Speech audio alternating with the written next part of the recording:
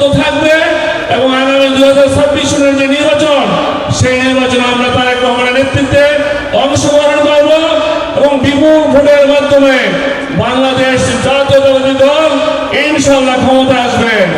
বাংলাদেশ জাতীয়তাবাদী দল ক্ষমতা আসলে আপনাদের কোনো সমস্যা থাকবে না ইনশাআল্লাহ। ভাইরা, আপনারা দীর্ঘ 7 বছর কষ্ট করেছেন, পরিশ্রম করেছেন, মামলা খেয়েছেন, জুলুমের শিকার হয়েছেন, সকল জুলুমের অবসান হবে ইনশাআল্লাহ।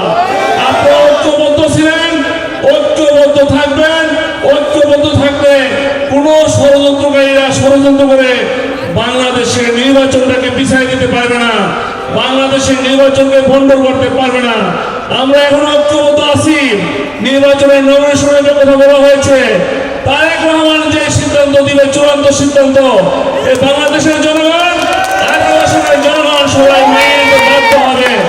আমরা তারেক রহমানের বাইরে না, জনগণও তারেক রহমানের বাইরে না।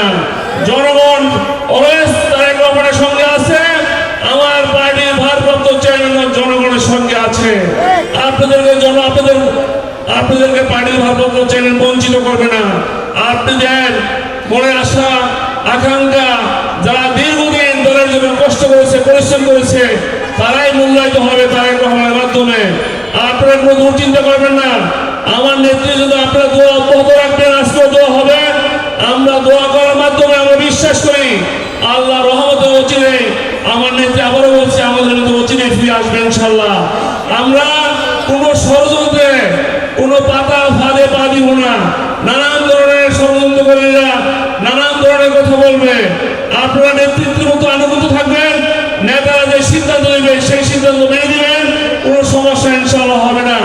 আমরা নেতারা আসতেছে ওই দিন 25 তারিখে 11টার সময় এয়ারপোর্টে, আমরা সেদিন সর্বশক্তি প্রয়োগ করে, আমি বিশ্বাস করি আপনারা অনেক কষ্ট করছেন, 17 বছর 18 বছর, আমাদের সেই কষ্টের ফল আমরা সেদিন ভোগ করবো। সেদিন লক্ষ কোটি জনতার সমাবেশ ঘটে ঢাকা মহানগর উত্তর দেখিয়ে দিবে আমরা কত শক্তিশালী।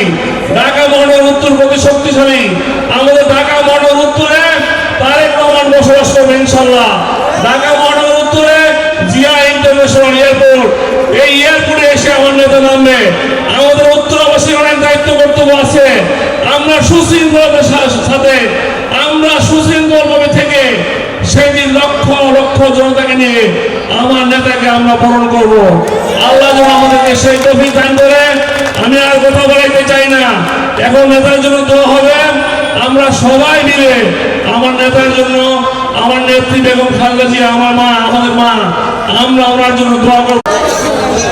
উত্তর সদস্য সচিব হাজী মোহাম্মদ মোস্তফা জামান উপস্থিত আছেন। পরে আরেক ভাই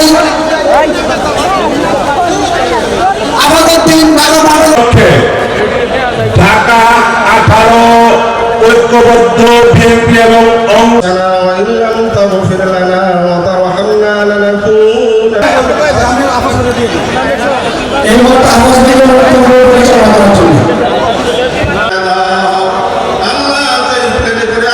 সমস্ত ত্রুটি থেকে সেই প্ল্যানকে হেফাজত করে দাও আল্লাহ। যে বাতাসের উপরে দেশ এবং বিএনপির হাল তাকে ধরার তৌফিক দিয়ে চাপিয়ে দেওয়া হয়েছিল, আল্লাহ তুমি বিজয় বেশে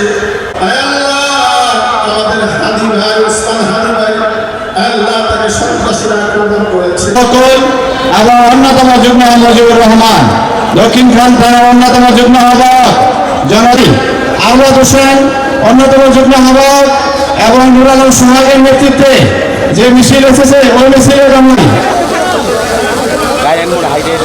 যুগ্ম আহ্বায়ক ইমাম হোসেন বিল্লাল ভাই, ধন্যবাদ, শুভেচ্ছা জানাই। এই পশ্চিম থানার মহিলা নেত্রী পারভিন এবং বাদল হাওলাদার জানান রবিউল হক বাবু ভাই।